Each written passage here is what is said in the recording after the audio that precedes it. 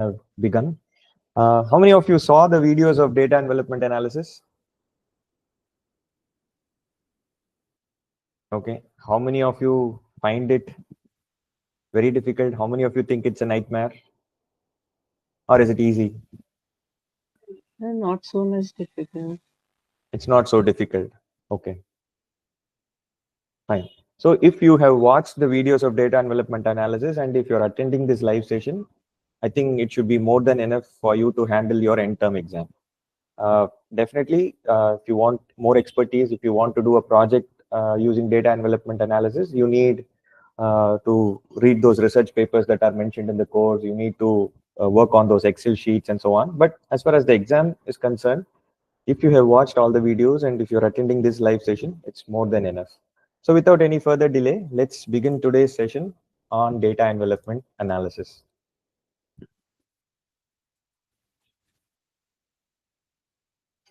Okay.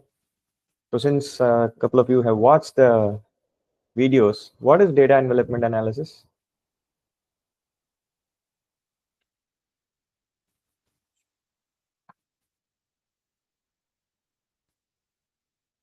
First of all, what is efficiency?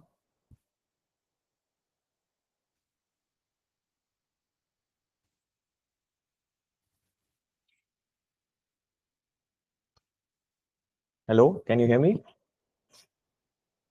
Yes, sir. So what is efficiency? Output by input. This is efficiency. That's all. And let's start with a little bit of theory and then eventually we will move towards numericals and problem formulations and so on. The other important terminologies in data and development analysis is productive efficiency. What is this productive efficiency?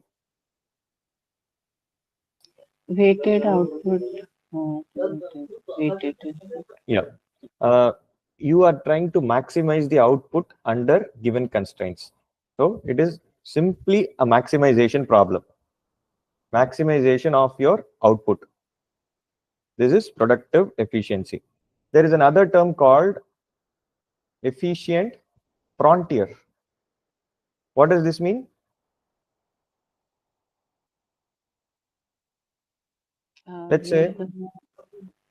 Let's say you have two outputs, output 1 and output 2. What does this say? That if you're on efficiency frontier, if you want to increase your output 1, then it is going to affect your output 2, right? If you're already on this efficiency frontier and there are two outputs, if you want to increase some amount of output 1, then your output 2 is going to get affected. That's all. And organizations or EU or business unit, DMU, that finds on economic frontier are called efficient units. So there are certain words that are used interchangeably. You call this as DMU, decision making units, economic units, business units. So all these mean the same. We use them interchangeably in this lecture. So organizations or economic units that find themselves on the economic frontier or efficient frontier are efficient DMUs. And they which do not fall on this efficient frontier are inefficient. All right. So this lecture begins with a graphical method. Right. So there are two cases. Let's have a case where you have input 1 and input 2. You have a constant output, right? You have few things here, right? Let's say you have few things here. And similarly, there is another case where there are two outputs, output 1, output 2. Right? Let's have one here, here, here, here, and so on. So here, in the first case,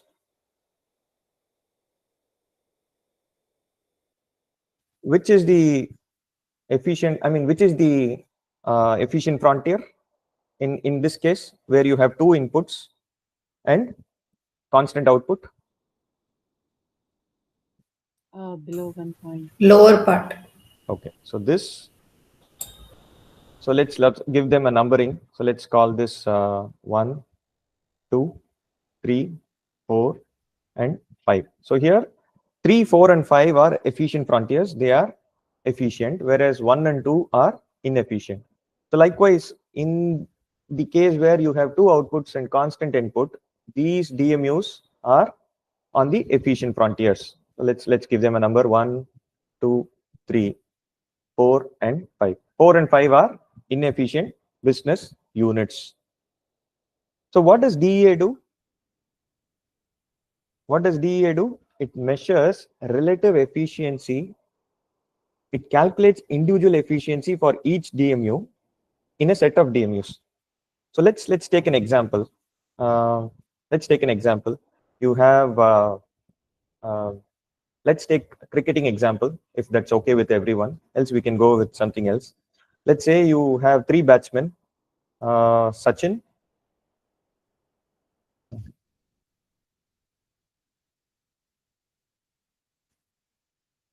Sachin, Rahul Dravid, and Virat. Right? All these three people are very different. Right? They have different inputs. They have different outputs. Right? You want to see who is more efficient, whether it is Sachin or Rahul or Virat. So Sachin has batted in a different era. Rahul uh, in a different era. Virat is in a different league, and so on. Right? If you want to see who is efficient, Sachin or Rahul or Virat, how will you do that? Any idea?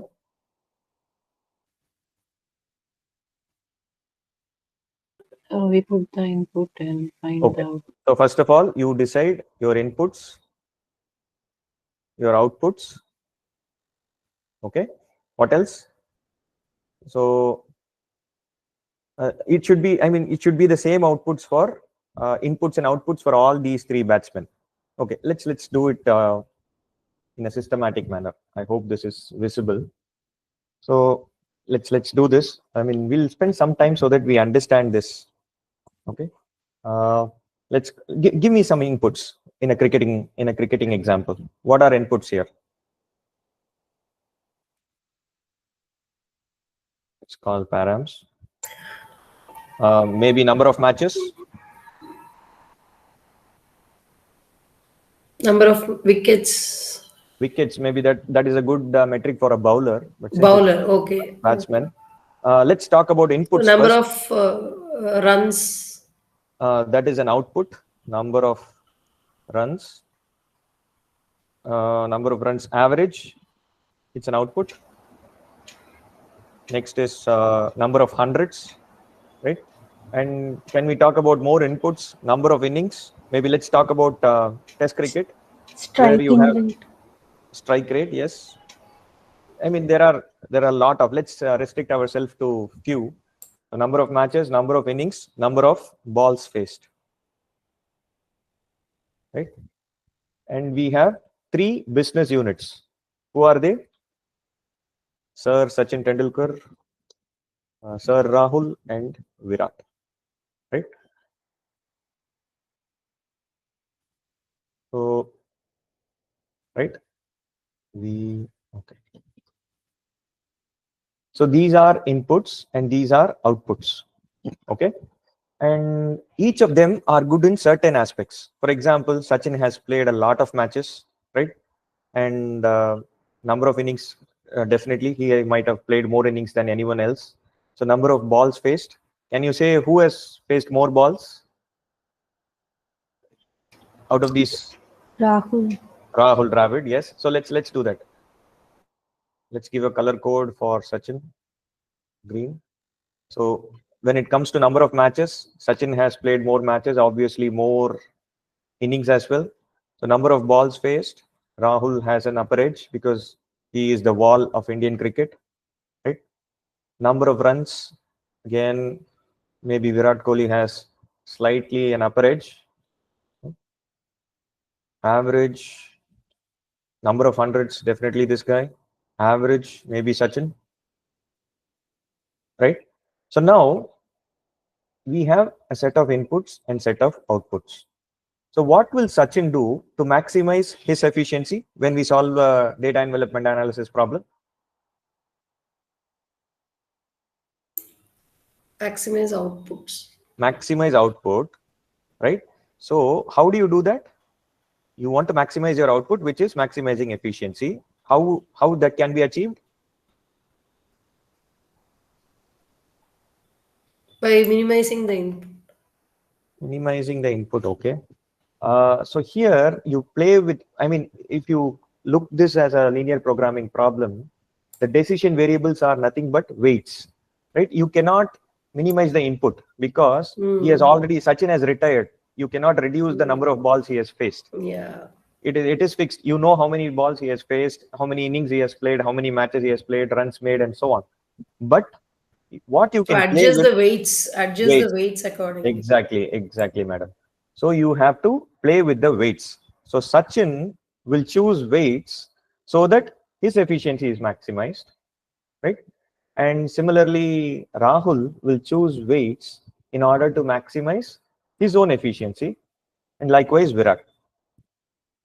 Is it better now? Is it a good start? Shall we continue? Yes. Okay, let's continue. So ultimately, we saw a basic definition of efficiency, which is output by input. So now we all agree that it's not just output by input, but weighted output by weighted input. So U1 O1 plus U2 O2 by W1 I1 plus W2 I2. So where U1 and U2 are weights of the output 1 and output 2. Likewise, W1 and W2 are weights of input 1 and 2. So how to choose these weights? How do you choose these weights?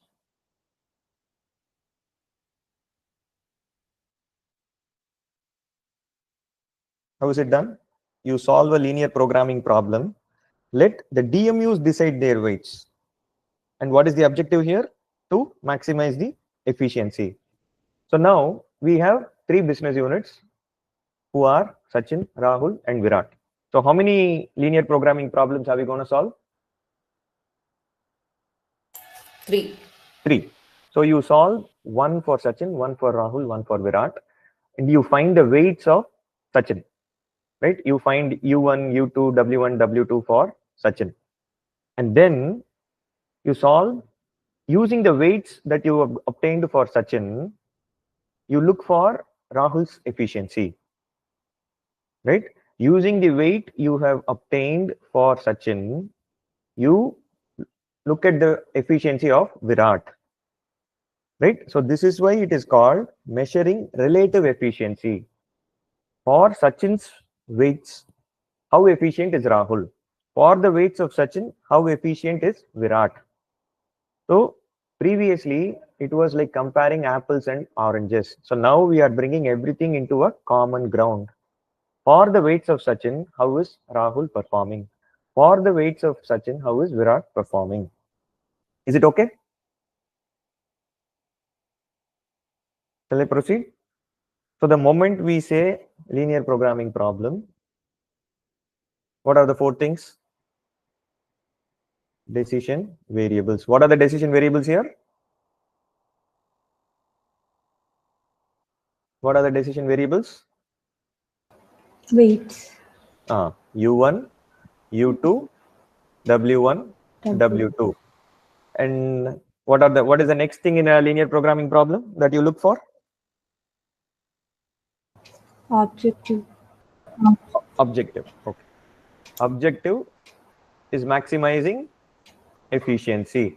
In fact, this is the first thing that you look for, and then comes decision variables. Third thing is constraint. What is the constraint here? The denominator should be 1. That is one of the that is not a constraint. That is a type constraint. It's one type of a constraint. But the main constraint here is efficiency. It should not be greater than 1. Yeah. Yes, it should not be greater than 1. Nobody should get an efficiency of greater than 1. Not just the business unit that you are solving for. all the business units should have an efficiency of less than or equal to 1. Okay, so no business unit can report an efficiency of greater than 1. Okay, all right. What, shall we do little bit of formulation? Yes, we have to. Okay, let's understand the objective function a bit. So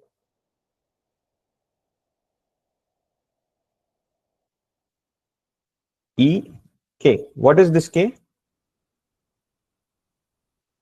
Decision unit. DMU. DMU. DMU. Very good.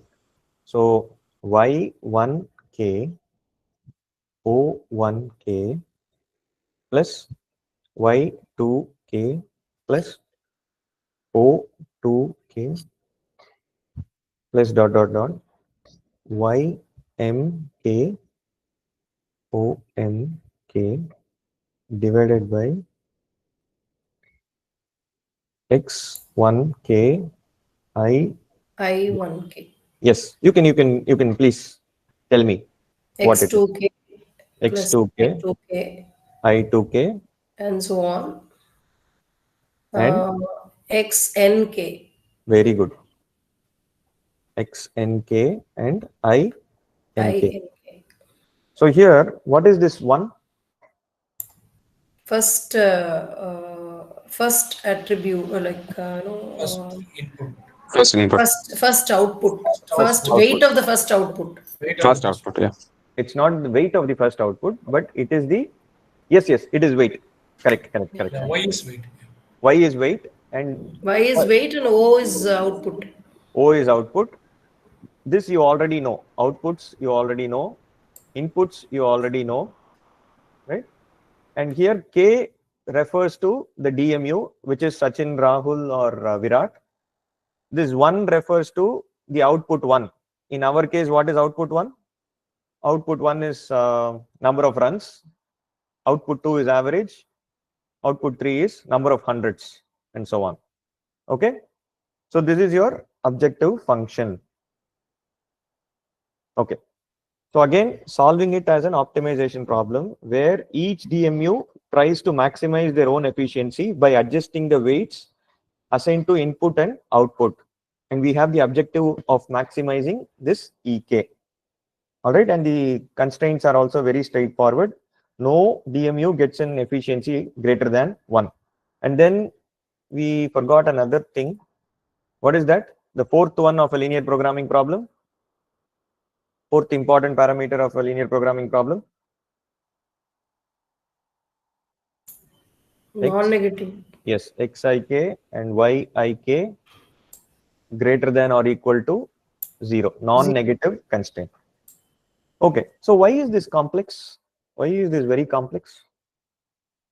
Generally, Because efficiency is output. Generally, efficiency is output by input. But why this is slightly complex? Because it's not linear. Yes, it is not linear. So why is it not linear? It's a ratio. It's a ratio. So therefore, it is not linear, and you don't have just one output and one input. You have a combination of inputs and combination of outputs. Moreover, it's a ratio. So therefore, it becomes a non-linear problem. And what is our job here? When you have a non-linear problem, we try to linearize it first. Always simpler, the better. And how do you linearize this problem? So a gentleman was telling equate the denominator to 1. Yeah. Normalize the Normalizing. We perform normalizing. And how do we normalize? We equate the denominator to 1. Therefore, the objective function becomes maximize the numerator. Maximize numerator. And what happens to the denominator? 1. 1. So that's a type constraint. So what is happening is, we know that numerator by denominator. What is this? This is the actual efficiency. This has to be lesser than or equal to 1. So now what we do, we only maximize the numerator, right? Maximize the numerator, make the denominator equal to 1, give a constraint that says numerator should be less than or equal to denominator. So these three things you're doing. So initially you had something called maximize. Just hold on a second.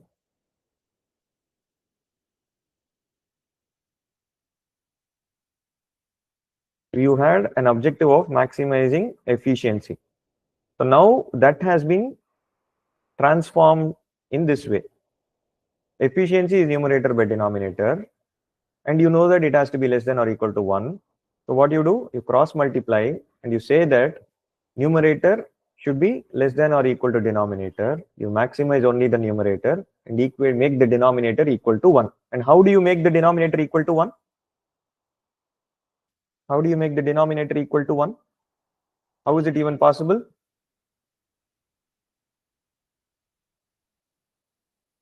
How is it even possible? So what is the denominator? Let's take an example.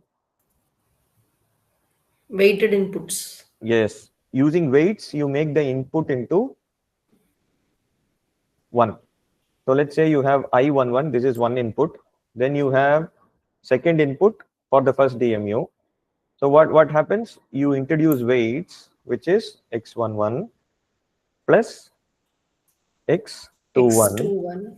equal to 1. So these weights, they will do the job of making the denominator equal to 1. Is this fine? Yes, sir. That's all. So most of the DEA is over. Let's do some formulation and understand it more. Let's take the same example that we saw in the lecture, but in a more simplified manner. Let's take sales offices. 1, 2, 3, 4, and 5. We'll do the formulation so that you get that intuitive understanding as well. Second is, let's have a constant output, budget, and team size. So the same example we'll use that was done in the lecture. 3 lakhs, 2,56,000, 5 lakhs.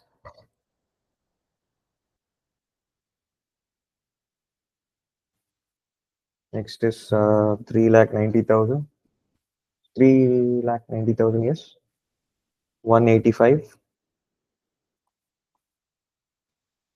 13, 9, 7, 10, and 14.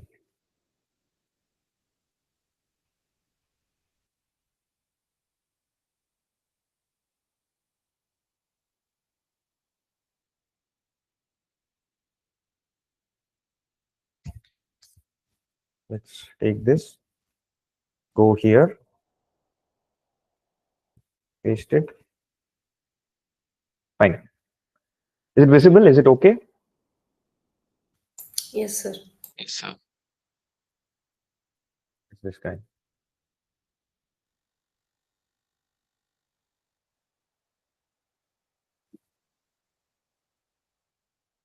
Okay. So now you want to formulate for the sales office 1. Sales office 1. And let's have 2 inputs and 1 output. Output is constant for all the DMUs. Assume that everybody have achieved their targets. Let's say that they want to make sales of somewhere like $1 million or something. Okay, so this is the constant output. So let's do the formulation. So you want to maximize what? Maximize Output. output. So output is 1 million, and Why? there is only one. Yeah. Why One. one? Yes, there is only one output for the first DMU. All right. So now let's talk about the constraints. Okay. So first, what do you do? Input be made to 1. Denominator. So this type Weighted of inputs. yes. So this type of constraint is called type constraint. Type So, constraint. so you have 3 lakhs first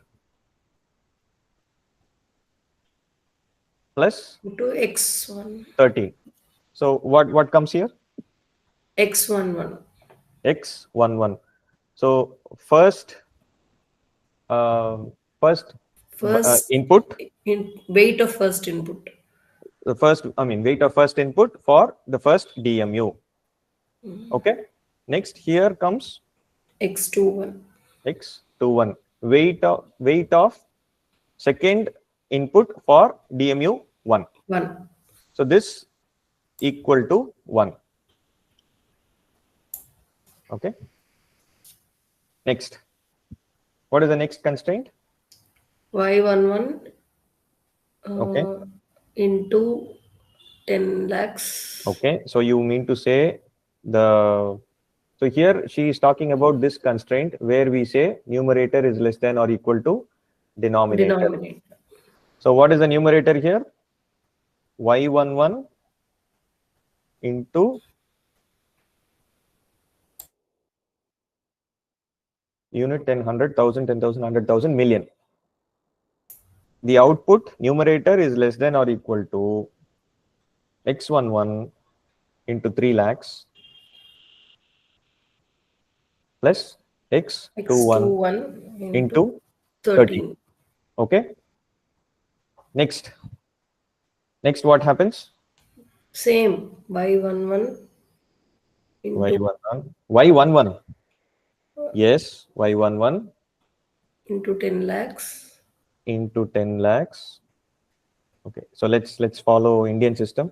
Unit 10, 100, 1000, 10,000, lakh, 10 lakhs is less than or equal to same weights. Same weights. X11 into 256 plus x21 into 9. So here, do you see how we are doing that? Initially, I said, if you remember this, when we are talking about Sachin and Virat, I said we solve the problem for Sachin. We compute the weights so that Sachin maximizes his efficiency. And for the weights that Sachin has maximized his efficiency, we will compare Rahul and Virat.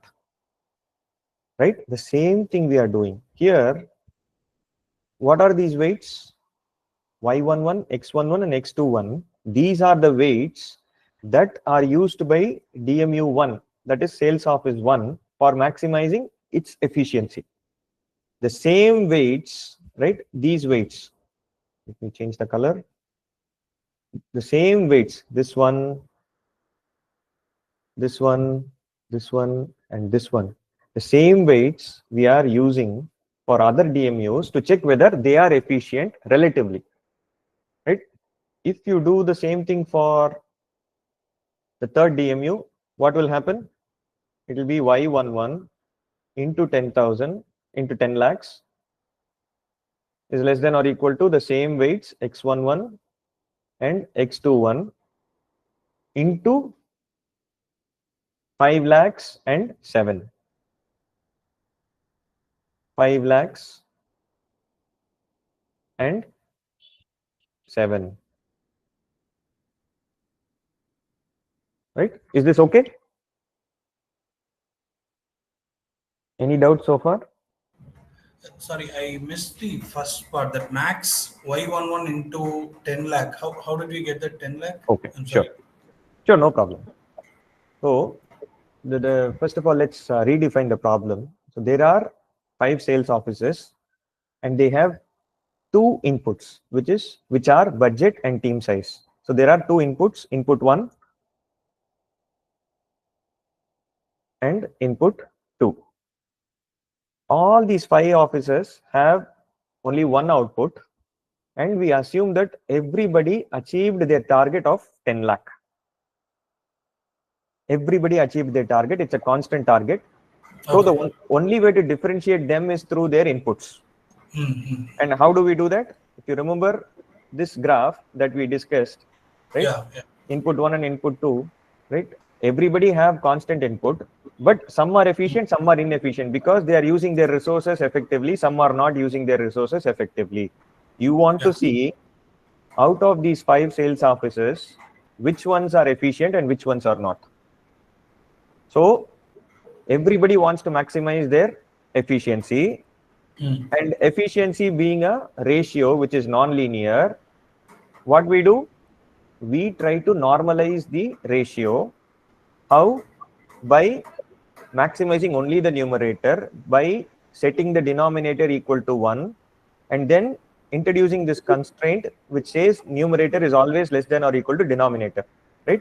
So this is efficiency, numerator by denominator less than or equal to 1.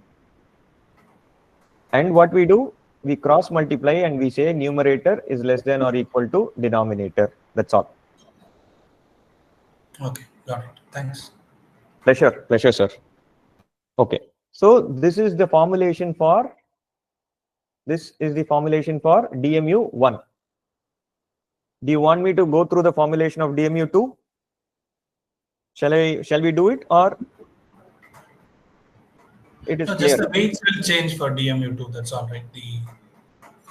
Okay, what's the harm in doing it again? We do have some time as well, so let's do that. Sure.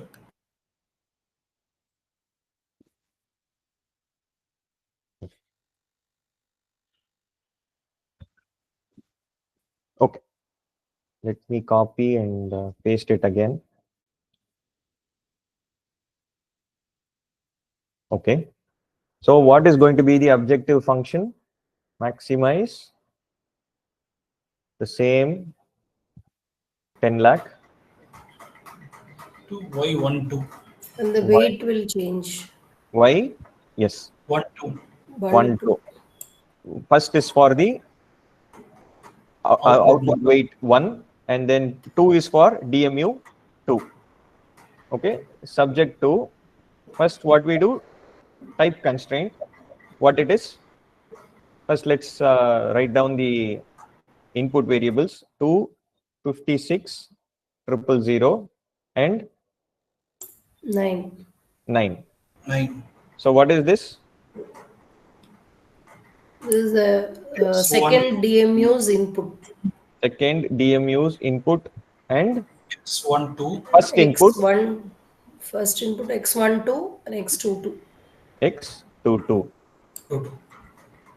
And this should be equal to 1. 1. So actually this is not a good way of writing. You ideally have to write 2,56,000 into X2. That looks more, more logical, right? It doesn't look nice. X12. That's how we are taught, right? Algebra 9x1 plus 5x2 and so on. For the sake of understanding, I'm doing this way, but X2 should ideally come here. That would look more professional. Second one, what is the second constraint? Numerator is less than or equal to denominator. So first of all, numerator, we have 10 lakhs. Y12. Y12, very good. And then? Less than or equal to X12, 3 lakhs. 3 lakhs. Plus X22, 13. Plus X22 into 13. Right. Similarly, what would be the next one? I'll stop with the second one. Let me not do it for all 5 DMUs. Y12, it is not going to change, right? It is again 10 lakhs. Less than or equal to X12 will not change. X22 will not change. What is this one? 256. 256. 9. And 9. That's all. Okay. So if I give you some questions on DEA, would you be able to do it? And I'm not going to ask you to solve everything. Let's say I give you an MCQ where I give you or MSQ where I ask you to pick up the correct objective function, correct constraints, and so on. Would you be able to do it in the exam? Yes, sir. Yes, sir. I mean, like, my purpose is not to complicate stuff and trouble you more, but make you think and do it, right? So this is very, very important as far as your formulation is concerned, right?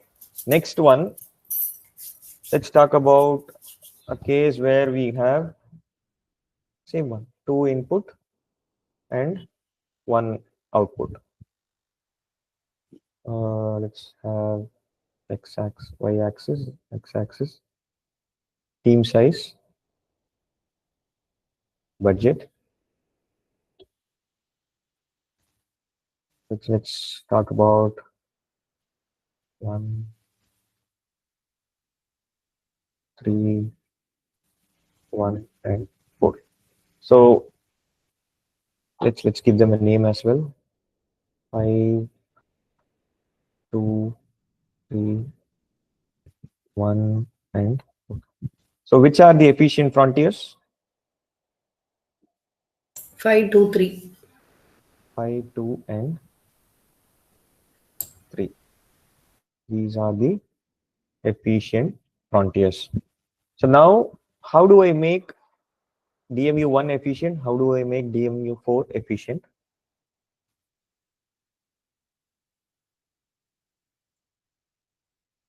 You have to somehow bring them to this frontier. How do we do that? Either by reducing team size or by reducing budget. So that's one way. So for reducing team size, you move horizontally. For reducing team size, for reducing budget, you move towards your left. For reducing team size, you move downwards. But what we are going to do here is, we are going to move towards the, where are we going to move towards? Towards the origin. Origin, yes. So here, if you bring down, you connect the origin and DMU1, it is going to somewhere strike the envelopment frontier somewhere here, right? Similarly here,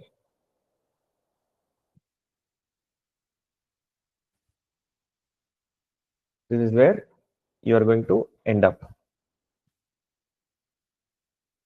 All right. So for DMU1, which are the reference units? 5 and 2. 5 and 2 are reference units. For DMU4, which are reference units? 2 and 3. 2 and 3. So if you want to make one efficient, you move towards the origin, you draw a line to the origin, and wherever it connects the envelopment frontier, so that's where is your desired state. You have to reduce with regard to your budget as well as to your team size, right? You have to bring down the budget, you have to reduce your team size so that you become efficient, right? 5 and 2 are already efficient units, and for DMU1, 5 and 2 are acting as reference units, right? Similarly, for DMU4, you have you have two efficient DMUs, which are 2 and 3, that are acting as reference units. Is it okay? Is that fine? Yes, sir. Okay, so now we come to the most important part, which is the numericals. Okay. Hold on a second.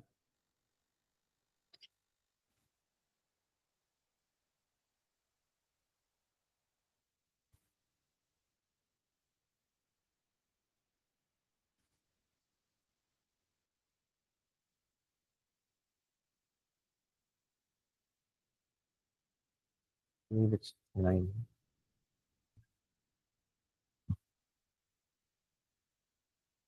Okay. Not the graded assignment, practice assignment. Okay, let's solve this particular problem. Let me paste this on the chat. People who have access to your portals can also go to week number 9, go to this practice assignment 9 and look at the question. You can have a clear understanding of the question. Let me paste it on the chat. Right? And I'll also read out the question. And please do spend 2 to 3 minutes in reading the question and understanding it, and then we'll solve it.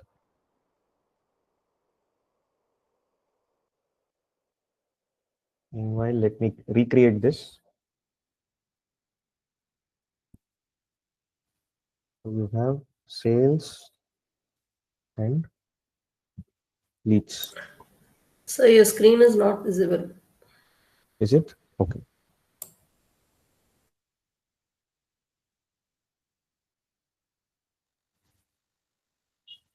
Is it now visible? Yes. Yes, sir. Let me zoom a bit. So this is the problem I want you to solve. I want you to compute what is the sales in HCU3, what is the number of leads in HCU3.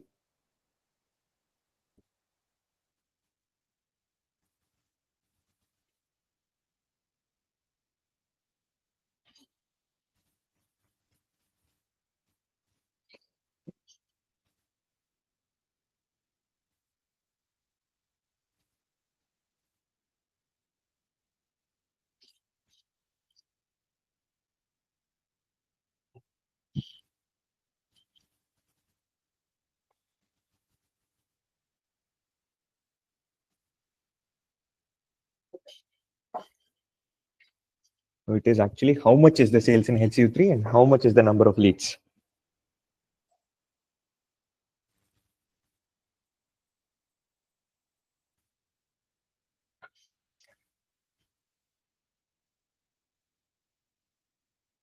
Okay, so let's break down this problem. So we have 6 business units, 1, 2, 3, 4, 5, and 6. There are 2 outputs, sales and number of leads. And there is 1 input under consideration. So the moment we don't give you any particular input, you can assume that input is constant for all the DMUs. You are solving an optimization problem for business unit 3. So the topic of interest is DMU 3. And you find that the efficiency is 0.7. What does this mean? Efficiency of DMU3 is 0.7. Okay, which means it is inefficient. Mm. So how do you make it efficient? By finding the hypothetical composite unit, right? So Yes. if we draw this team size and budget, so these are inputs, but our problem is different. So it is outputs. We have, I mean, it's noisy. Can you mute, please? So you have 2 outputs, sales and number of leads. Right? So let's try it this way. 1, 2, 3. Let's do it here and here. Okay.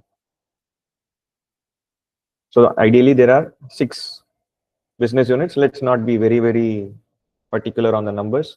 So you have DMU3 somewhere here, right? So it has to go to the efficient frontier. So if it has to go there, right, you draw it from the origin, it has to go here. At this point, what we are asking is, what should be the, if you read the question again, what is the sales in HCU3 and I mean, how much is the sales in HCU3 and how much is the number of leads in HCU3? So my drawing may not be precise. So apologies for that. So ideally what we are asking is how much is this point and how much is this point. All right. So let's go to the question again. So business unit 3 is inefficient. It is having an efficiency of 0.7. And the dual variables corresponding to the constraints of business units 4 and 5 are non-zero. What does this mean? BU4 and BU5 are non-zero.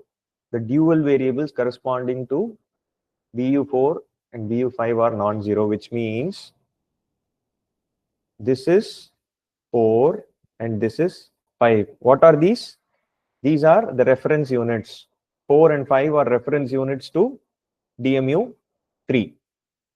So far with me? Can I proceed? One doubt on what they Yes, They've sir. asked for the sales and leads of the three assets now, right? Not where it should reach, correct? What is HCU? Hypothetical composite unit. Oh, hypothetical count. Okay, sorry. All right. I So missed that part. maybe I was going here and back and forth. That might have confused. Sorry for Okay, that. okay. No All problem. right. So it says that BU4 and BU5 have a dual variable which are non-zero. So therefore, 4 and 5 are going to act as reference units to business unit 3. And they've also given the respective value of the dual variables. It says the dual variable corresponding to BU4 is 0.3 and BU5 is 0.4. So now how do you calculate the HCU, the sales in HCU3, number of leads in HCU3? How do we do that? Let's recreate this problem on an Excel so that it becomes very clear. It's BU4 and BU5, I believe. 4 and 5 are respective. Okay, and sales here is 10,000, 8,000.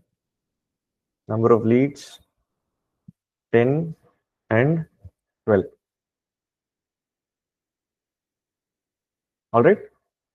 So how do you compute HCU for BU3? So what are the other informations that we have? We know that dual variable values for BU4 is how much it is? 0.3.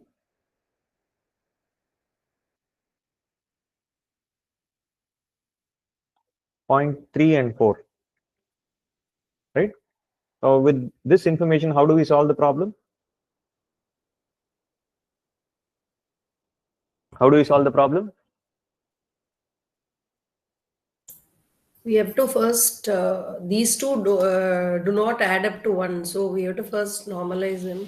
Okay. 0.3 by 0.7. Okay.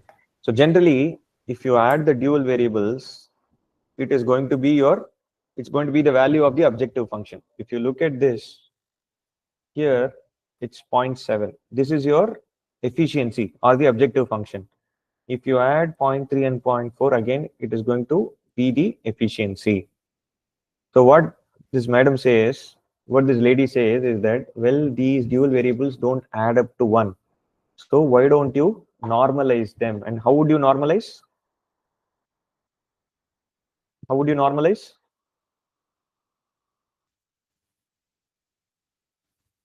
How would you normalize? Divide each value by the sum. Dividing 0.3 by 0.7. Total. 0.3 by 7. Right? And how do you reference it? F4. Right?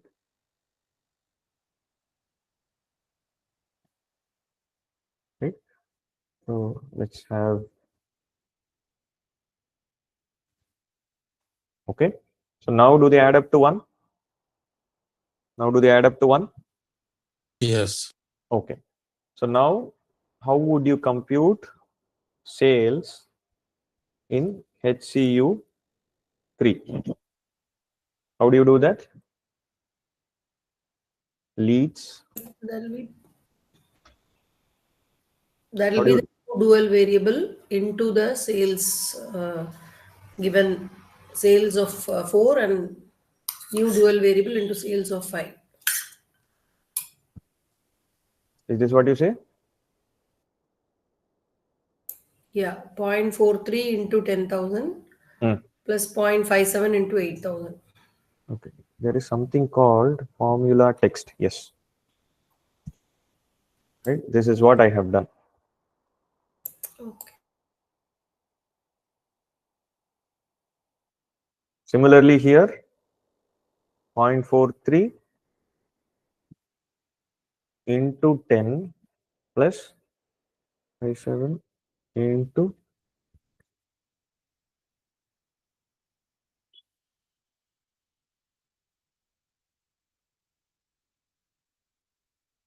let's check the answers. So here it is 10.8 to 11.4. Okay. This is 8857, which means we are pretty much in the range. So the moment you get a numerical problem in DEA, the first thing that you have to look for is whether the weights of the dual variables, they add up to 1. If they add up to 1, you don't have to normalize them. Right? Let's say it is 0.6 and 0.4. Right? So they add up to 1. So you directly multiply 0.6 with 10,000, 0.4 with 8,000 and get the sales at hypothetical unit 3. But if they don't add up to 1, you will have to normalize them and then do this computation of getting the hypothetical unit for sales at BU3. Is this fine? Yes. All right. This is all you need to know in DEA. Now we will take questions in DEA. There is nothing more in DEA. So here the only tricky part, this numerical is very, very straightforward. The moment you get a numerical, you will have to see whether the efficiencies add up to 1 pertaining to the dual variables. If not, you normalize it and then multiply with the respective values and get the hypothetical unit sales or leads and whatever the metric is and compute the answer. That's all. It's straightforward. And you will have some theoretical questions and you say, what is the objective function, MCQs and so on. And I might give you some formulation related problems, like what is the correct objective function, which are the correct constraints here, and so on. In very, very intuitive things. I'm not going to ask you to formulate. I will give you the formulation and ask you to pick the right formulation. Is that okay? Yes. Yes, sir. Sure. Any doubts in DEA? So for larger real world problems, like with multiple inputs and multiple outputs, Yeah. are there like packages available within Python? Yeah, to implement? definitely available, sir. Yes. Okay. And in fact, DEA is a very, very interesting topic in research as well. Okay. Lot of, they use hundreds, thousands of variables, not just 10, 20. They use hundreds and thousands of variables and compute efficiencies. Okay. Okay. And the reason why I took that Sachin, Virat, and Rahul Dravid example is there is a professor at IIT Madras who extensively works on these DEA for cricket. For cricket, and the same person had formulated this DEA problem for Sachin, Rahul, and Virat. And Sachin got an efficiency of 1, and for the weights of Sachin, Rahul and Virat got an efficiency of 1. And similarly, Rahul got an efficiency of 1, and for Rahul Dravid's weights, the other two players got efficiency of 1. And so is Virat. Okay. Okay. Because the parameters that he has chosen, right? He has chosen a set of parameters for which all three players get an efficiency of 1. Okay. That's thanks. Pleasure, sir. Okay, so the only thing that is pending is conjoint analysis. So shall we do it on Tuesday, 17th? Any issues? Generally, I finish it in this week. I give 1 week as a buffer time. Okay, I see a message. On Sunday, you want it on Sunday? Okay, so one person telling me on Sunday. Oh, sir, Tuesday is better, closer to the exam. Closer to the exam, yes. I can promise you one thing. If you watch conjoint analysis video and come to the live session on Tuesday, you don't have to prepare anything more. Okay. I just request you to watch the videos and come for the live session, and you'll be done. You don't have to prepare again for the exam. Will there be a larger mark as well released before the end term? Because generally, right, you already had 2 quizzes.